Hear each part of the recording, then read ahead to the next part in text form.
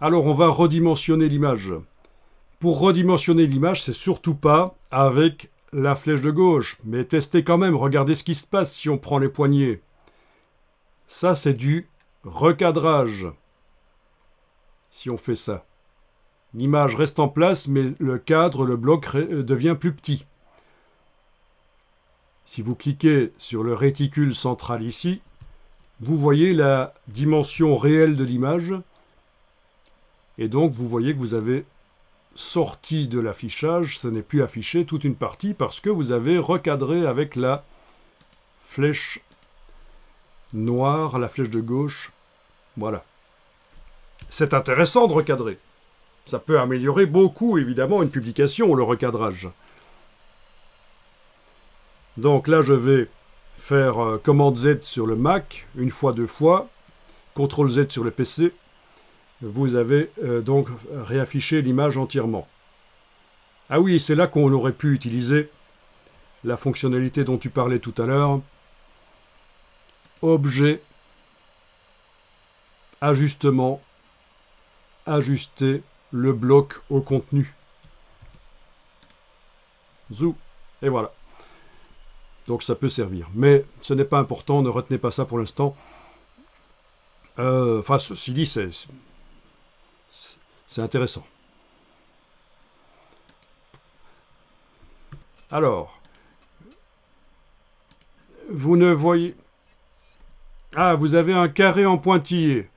Ah, ok, bon, problème d'affichage chez vous, mais quoi qu'il en soit, en double-cliquant sur l'image, vous avez vu tout à l'heure que quand vous la bougiez, le bloc restait en place.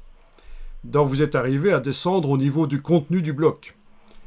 Donc le réticule central ici, il pourrait disparaître chez moi. Je sais que si je double-clique sur l'image, je descends au niveau du contenu du bloc. Je ne le fais pas ici, mais tout à l'heure on l'a vu. Donc ne vous inquiétez pas si vous n'avez pas le réticule central. C'est pas grave.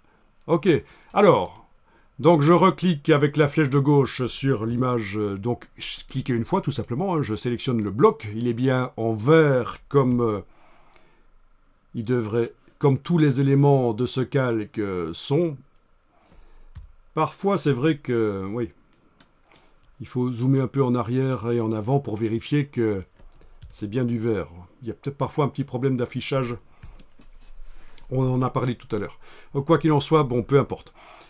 Et donc là, on va redimensionner l'image et vous allez prendre l'outil de transformation et vous allez prendre une poignée du coin,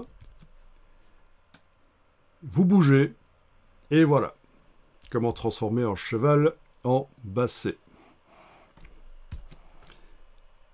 On va regarder ce qui se passe au niveau de l'information là dans la palette des liens.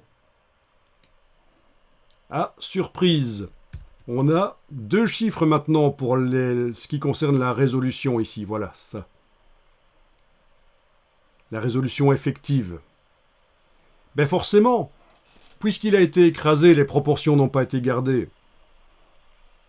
Il y a une certaine densité de pixels en hauteur et une autre densité de pixels en largeur.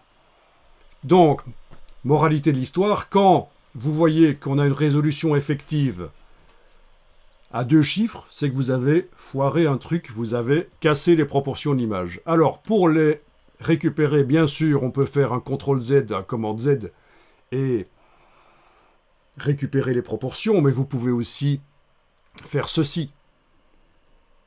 Est-ce que tout le monde a réussi à écraser son cheval comme ça, dans un sens ou l'autre, peu importe? Bon, si je vous en parle, c'est forcément que ça va vous arriver. Et il faut vérifier ça. Alors, voilà ce que vous allez faire. Ce serait trop facile de faire un CTRL Z. On imagine que depuis qu'on a fait cette erreur, on a fait plein de choses dans le document, donc impossible de faire CTRL Z. Vous allez prendre la flèche de gauche, vous allez double-cliquer sur l'image pour descendre au niveau de son contenu. Donc en principe, et ça se voit parfois mieux quand on zoome en avant, en arrière pour mettre à jour l'affichage, le bord n'est plus vert. C'est passé dans une autre couleur pour indiquer que voilà, je suis au niveau de l'édition du contenu. Et ici au-dessus, dans la palette contrôle, vous voyez les proportions. Dans mon cas, 13% dans un sens, 7% dans l'autre. C'est les pourcentages de réduction par rapport aux dimensions en centimètres de l'image, telles qu'elles sont pré-réglées dans Photoshop. Il suffit d'aller modifier n'importe laquelle de ces deux dimensions. Étant donné que la chaîne est enclenchée, ça devrait mettre la même dans les deux. Voilà. Attendez, on va faire autrement puisque ça ne fonctionne pas chez vous. Vous cliquez à côté de l'image, elle n'est plus sélectionnée. Vous prenez l'autre flèche de droite et vous cliquez sur l'image. Est-ce que vous voyez que la couleur a changé? Est-ce que vous voyez ici deux pourcentages différents? Vous avez votre chaîne qui est enclenchée, comme ça. Donc elle n'est pas comme ça, elle est comme ça. Ah ben, mettez-la à non barré, cliquez dessus pour qu'elle soit comme ça. Changez n'importe lequel des deux pourcentages.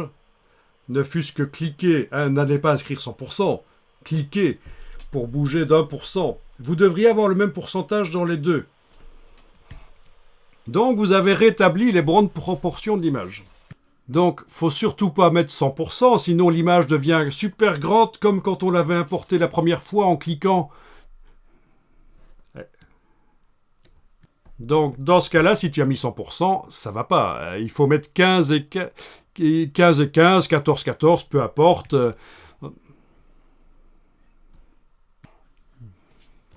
Ok, donc maintenant, vous allez cliquer à côté avec la flèche de gauche. Ah oui, c'est de la manipulation InDesign, c'est pas facile. Hein. Flèche de gauche, on clique à côté. On clique une fois sur le bloc, c'est bien le conteneur, pas le contenu. On travaille sur le bloc et on va lui demander de se redimensionner pour montrer toute l'image. Objet, ajustement, ajuster le bloc au contenu. Ceci dit, vous avez aussi ces icônes là, mais je ne les utilise pas souvent. Mais il y a aussi des icônes ici qui sont là, dans la barre contrôle. Mais voilà, objet, ajustement, ajuster le bloc au contenu. Et voilà,